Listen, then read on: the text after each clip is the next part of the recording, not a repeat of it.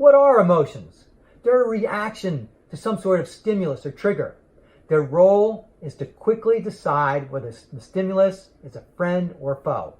From a biological standpoint, which is where they originate, the question being asked is whether the stimulus is something that will help us to survive or something that will kill us, right? What's the stimulus? What's this trigger? What's coming at us?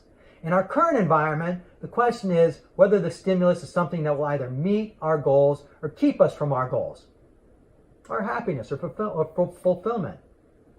Now, the default option is to take action without thinking, right? That used to be the prudent thing to do, especially in the biological response, when time may be of the essence. Tiger's coming at you, run! There's no time to think. You don't have time to think about it. And if you do, you've lost valuable time and you could die, right? This applies in today's environment as well if something dangerous happens, but that's not what we're talking about. Walking across the street and a car swerves to hit you, jump out of the way, right? Don't think about it.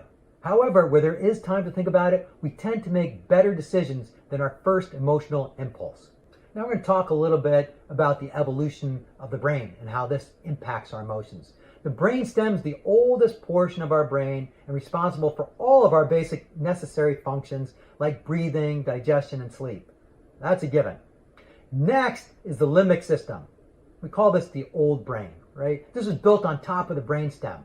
This is the area responsible for learning and memory that can help us to adapt to new environments. It's also where our emotions come from. So that's really important in this discussion especially. And finally, the neocortex. That's the newest part of the brain, and this uppermost layer is the portion of the brain we can utilize to master our emotions that come from our limbic system. It regulates them. This is where the prefrontal cortex resides. Everybody talks about the prefrontal cortex, the PFC. This part of the brain provides us with the ability to reflect on the meaning of the trigger and also on the initial recommended response of the lower brain, the emotion. In other words, we get to choose how to respond when we utilize this portion of our brains as opposed to some sort of automatic response if we don't. We basically have two minds. We have the old layer or the lower mind, which biologically is where the limbic system is, which houses the amygdala. We also have the new layer or the upper mind, which biologically is where the neocortex is, and that's where the prefrontal cortex resides. The way that cause and effect works its way through these two minds is really fascinating.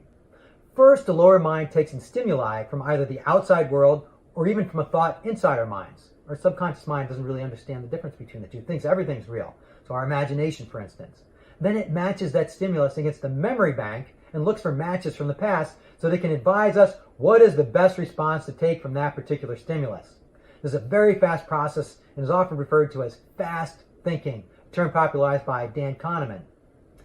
It sends its best recommendation via an emotional signal to the new brain or the upper mind, which is where the PFC or prefrontal cortex is located.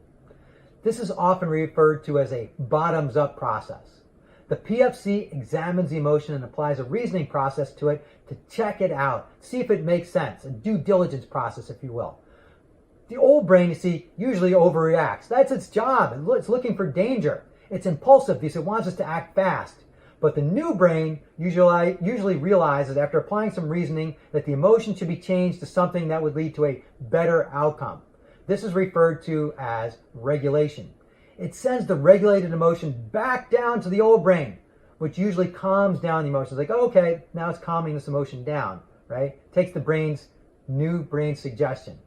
The revised emotion then is sent back up to the new brain, which then proceeds to make a decision as to which action to take, or which reaction, right? This is the response to the stimuli and, of course, results in some type of effect to complete the cycle.